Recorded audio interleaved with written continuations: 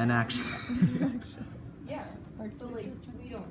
And then at the like Fiona had sex with Marshall. Should be married. it was recording the rest. Fiona and Marshall.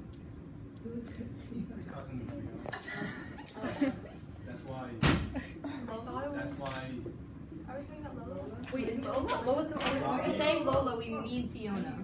Robbie and Cecilia had I'm not in this class. Oh, you just visited us. I just had you. Do come again when you can stay long. It's been a pleasure. We've been saying. Yeah, like in the book it said her name is Lola in the book. Alright, can we get back to like our just like can we like we'll do like What audience happens with the? It stopped. It's going back. We're good. But like what cut out that we What need did to I repeat? Nathan's question. So we didn't like we don't need to repeat anything. Just You're good. the whole rape thing also. Robbie and Cecilia had consensual Okay, sex. We're not Yeah, talking we're about not Robbie. talking We're about talking Robbie. We're talking about Lola and Paul Marshall And- and the rape. we also kind of Okay, need so to it was consensual. They got finish our married. discussion. No, but that doesn't mean that they got the married purpose of because it is it's for it to be consensual. ambiguous. Like Yeah. they don't straight up say that she was raped or not, like with a reason. Like It so says- that it it's says, like- Move They on. basically Can we leave move it on open. and discuss this at the end so that we make sure that everybody gets their points in? Well, can we just say, to address your question, like basically I think my opinion, they leave it more ambiguous so that you can determine whether or not like McEwen's purpose was more about deception, about like him raping her and then marrying her later, or if it was more about like shame and them like having consensual sex and then lying about it, blaming somebody else and then still getting married. So we don't really know.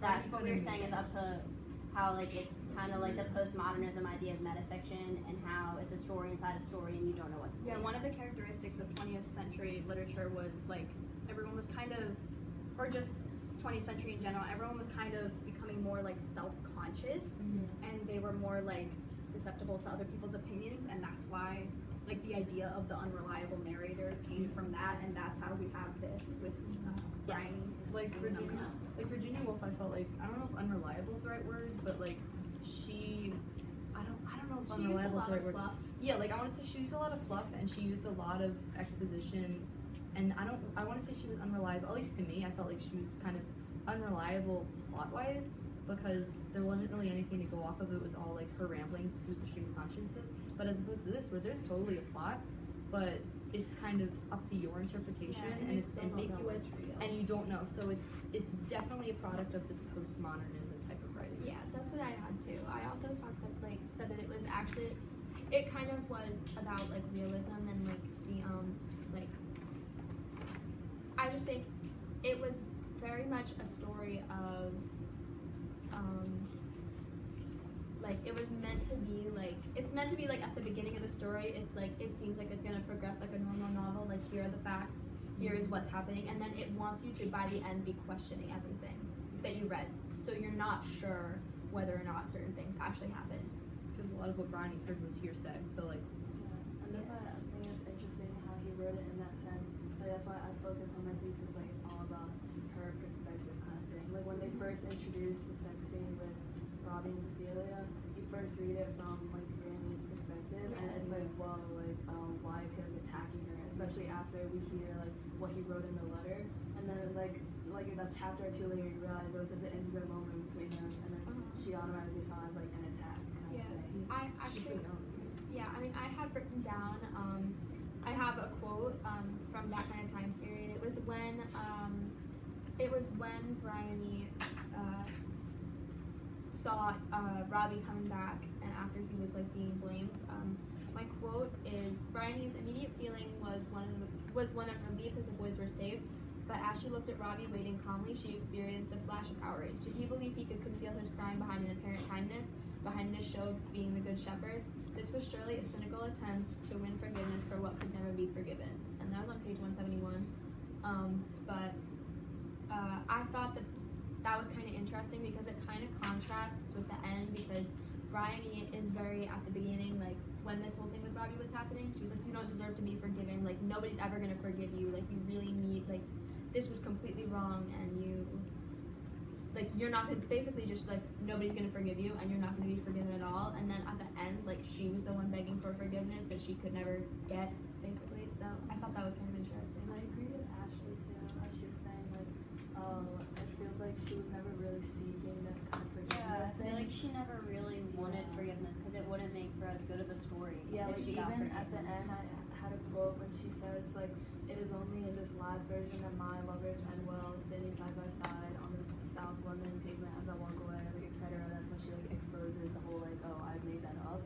Like, she says, like, my lovers. Like, to me, that was something so significant because she wasn't saying, like, you know, Cecilia and Robbie. She's saying my lovers, like, they're just characters of her story kind of thing.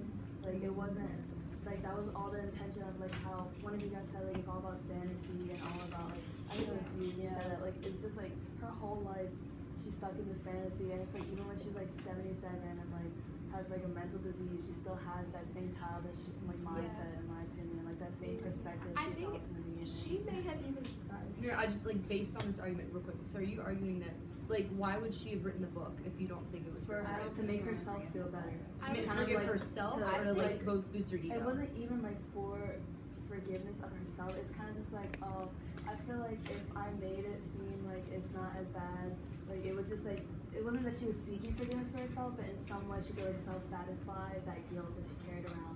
Where it's like, oh, I don't have to feel as bad about it anymore because in this story, like they get a happy ending. And yeah, I wish it could have gone that way, but I guess I that's. kind of have Do you a think if Robbie and Cecilia were still alive and they got to read this book, do you think, well, if they were alive and she was writing this, do you think that would still be the same situation? Like what, you know what I mean?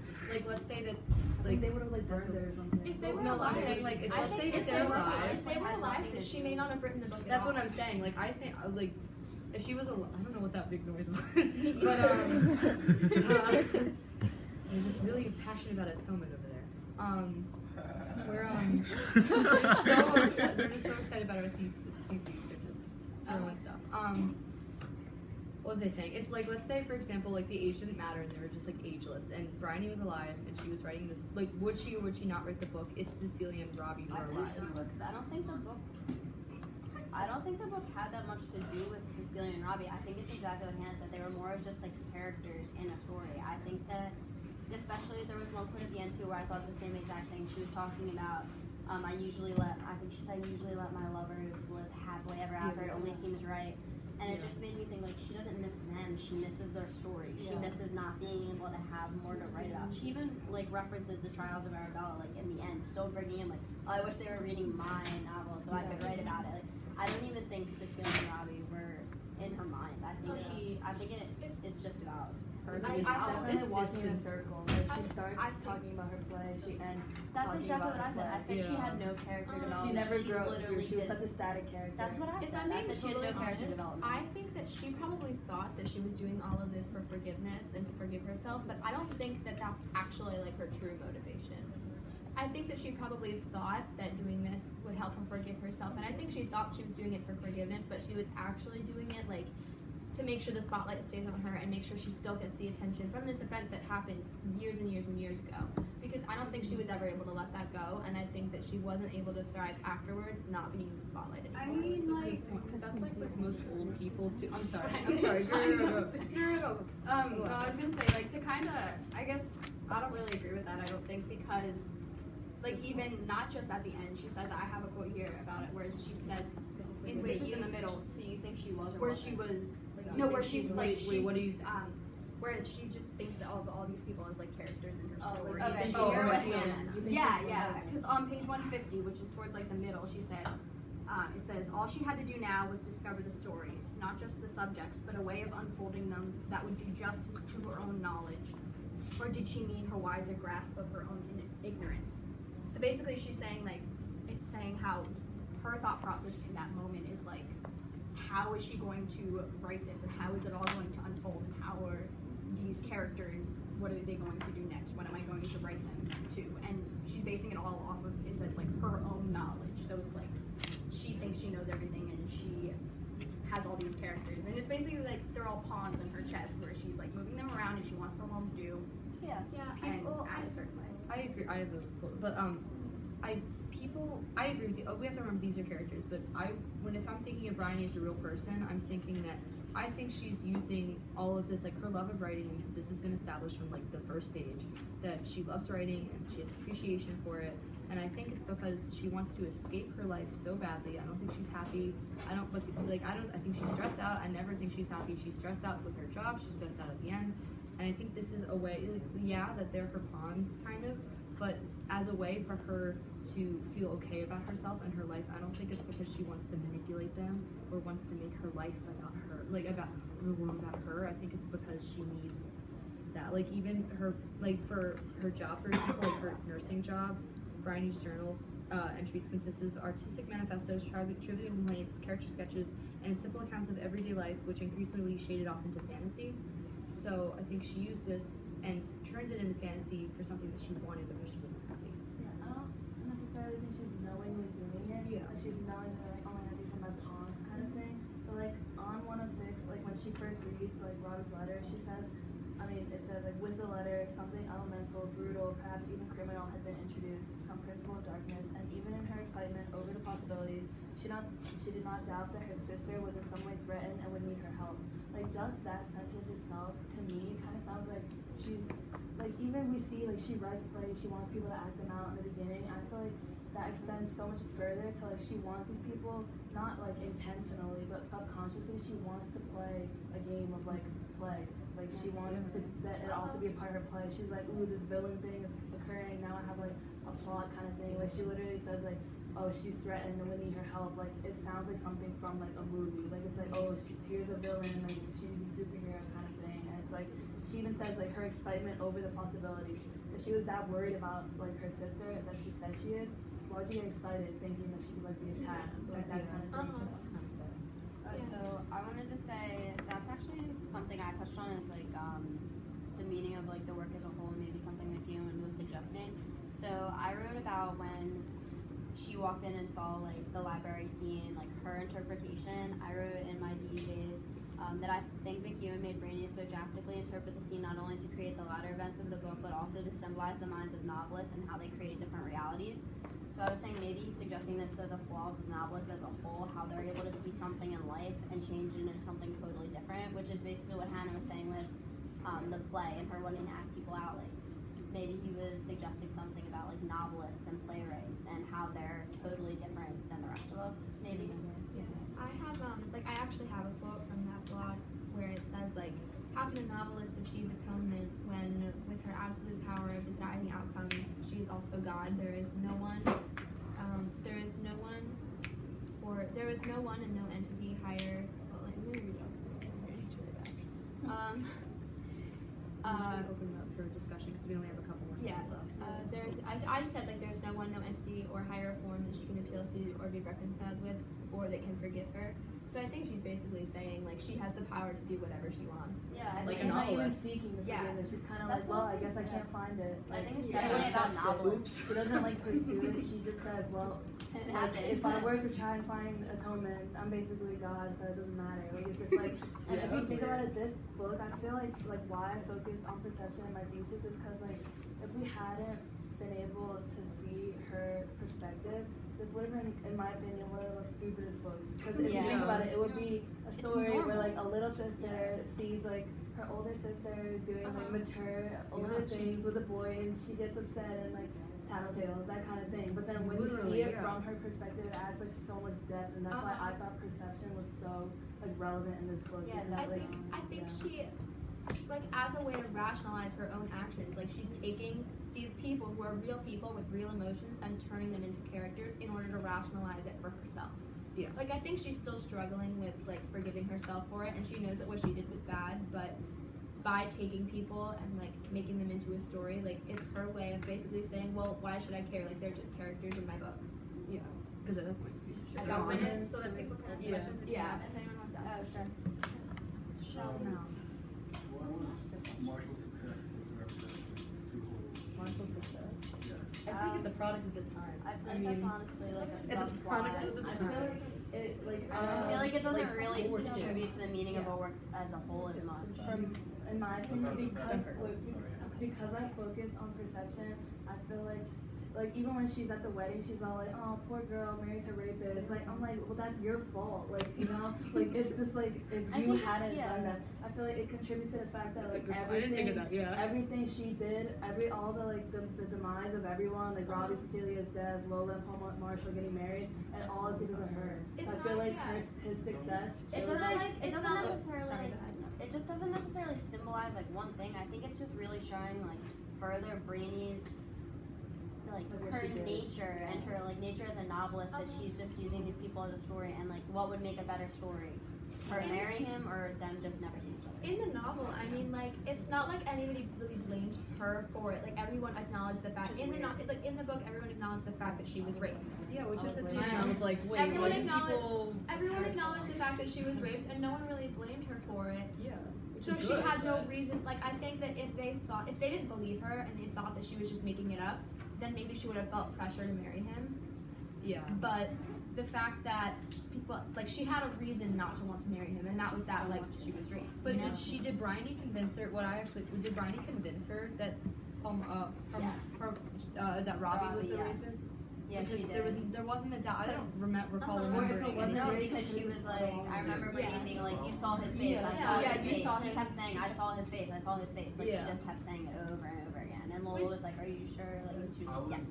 I was so sure throughout the novel that Fiona would, or keep saying Lola? Fiona, it's Oh, making me so Fiona? mad. Like I wrote in my notes Fiona. Like, I literally took notes and called her Fiona the whole way through my notes. I was so convinced throughout the novel that Lola knew that was Paul, but she didn't want Brioni That's what to we go. said. Yeah, No, she didn't want that's to. what we said. She's more of a man of power than Robbie, so she was probably scared that he would come after her. Throughout the Yeah. book, Lola is scared of what her parents think. They're like they're getting separated and whatever, and she's also scared of what her aunts will think. I think it admits somewhere that like she kind of deep down she knew that it was Yeah. him, but she didn't. But she went along. Well, didn't because I want also Brand thought to it was publish the interesting. Does book. anybody remember when like Paul Marshall had to pull the twins off of her? So I guess that was kind of symbolic of like him being like A savior on top, complex. like a savior, like Yeah. Yeah. with her like that. Like, wouldn't she like recognize that feeling again of being Yeah. like that close to her?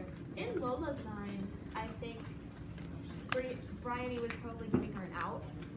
Like, she had a lot of explaining to do, I think, and somebody in a position of power coming after her like that, like, that's Yeah. not something that, like, that's not good, and she doesn't want that for herself. And I think when Bryony's like, I saw it, it was Robbie, like, don't She- you think she was so? maybe She was trying like, to help. she was just trying to not protect him, but like, protect herself. Because the outcome of it being Robbie is better. I feel like something we Well, never really with talked what you about. said, I Did agree you with have a that, just real Oh, quick, I was about agree to with that. sorry. Yeah. I was gonna add to what Olivia said, but I also think that like in that moment when they found her in the woods, she wasn't thinking. Like Yeah. clearly, she wasn't thinking. And Bryony said that she saw his face, and she was like, "Okay, then Yeah. she's right. Uh-huh. I don't know what happened to me." Yeah. And then I think afterwards, she started to like, after the initial shock wore off, that she was like, maybe it was Paul, Yeah. but it already was established that it was Robbie. I mean, And you she can't- couldn't you can't change. go You back, can't like, go 20 years back. later Yeah. and be like, I it's the like way it was Ashley somebody put it. else. I like the way Ashley put Like, it when she was saying like I didn't even think of that, the pulling the twins off. Like I just just now it feels like I realized she couldn't totally have like a savior complex for Yeah. him, where it's kind of like he'll save me, he'll be there, and even at the end we see like he completely supports her. They become like elites in society, and it's like that complex that she was so She's, like, fixated super on like healthy. leads her like future kind of thing. Ooh, sorry, you were Ashley, saying The only something. other thing I had to say was like, and this is something we didn't really touch on, but like we didn't even talk about like why he did it. Like, because it didn't even make that much sense, like as to like his motives. Because I feel like she would have married him or like been with him either way, because they were like flirting earlier. I mean, She had, like, Paul Marshall and Lola. maybe she would have Like, said why no. it happened. Maybe it would have Yeah. been emasculated if she Why said he no. raped her. Yeah. If But I- If the it was concept rape. is that- Yeah, if it was But then rape. it's like, was it Because I rape? feel like So- I honestly don't think it was, because why would he rape a girl that he was already flirting with and that was already Maybe like she said no, and then he was like, no, because you like me, and then. Yeah, I mean, like I said before, when you go through a trauma too, everything kind of changes Yeah. for you, and your mental state is kind of altered in a way. Like, if she actually was raped, she wouldn't necessarily know what to do with herself Yeah. afterwards. Like, The shame at that time. yeah, Like, that was shameful, like in the. yeah, and I think that she was probably really suggestible because of Oh, well, yeah, I mean, now it's kind of like we don't blame the survivor. Well, yeah, like a I while. just didn't know No, I mean like. No, I'm not. No. I mean, It's just I think it's there's my a kind of understanding like- that it was. There's like even like now there's Oh, kind of 'cause like people an get labeled idea as on it, like it's you're, embarrassing. like, Oh, like you Like it's like Yeah, your yeah. your Now it's body kinda and like everything we, was like, are- infiltrated. It's kind of like survivors, you wouldn't but- want to openly Talk about about it. it. I was like, yes. Yeah, It was also taboo. during a You time would- when purity was more you wouldn't important talk too. about it. Yeah, you just would like Which go. plays, because if this played out today, this would play out so much more differently. Well, Brittany would be in jail. Yeah. That's seriously. I mean, yeah, crazy. But if they found Robbie or something, I hate that character. I don't like that. She's got some issues. I guess. Is everyone good? So you guys don't, wait, you guys don't think that like Marshall set represented what Robbie could have had? What? Because Robbie I was think Robbie was Oh my god. to be a doctor. Yeah, but Oh, Marshall, that's a good point. Marshall already owned a candy company. Yeah, He was already rich. I think his He was success already there. with Lola Robbie just was showed the success what that Brandy he had. did. I Like, think it's it was like, they're just not an like the extension same. of Yeah, I like know. Brittany plot. yeah, the extension of all around. I agree with Ashley. I think it was just an extension of the whole idea around Brandy and what she did wrong. I and, mean, like, the that's result a of good it. Let's be honest though, you could break apart every character and every scene in this book and find something behind it. It was just extremely well Yeah, written. I feel like And ambiguous and well written. yeah, I felt like I liked it. Brandy, Yeah. Brandy and Lola were kind of like parallel or opposite because Yeah. it was like Brandy showed what happens when you say too much about something you don't know, and then Lola showed what happens when you don't say enough about something that actually happened. Yeah, and I Or think they're it too was far. also like I think the fact that like he who may or may not have raped a girl, I think the fact that he rose up in society is also like in a way another consequence of Bryony's actions. And Yeah, representative of that's- the 19th I mean, God forbid he did that. We don't know. God forbid if he did that to anybody else, like we wouldn't. You know what I If mean? it actually Yeah, happened, he committed Yeah, a we crime do. but got away with it Except and for was the still group successful in of life. And it's Yeah. kinda. Alright, we're good. We're good? Thank you. Alright.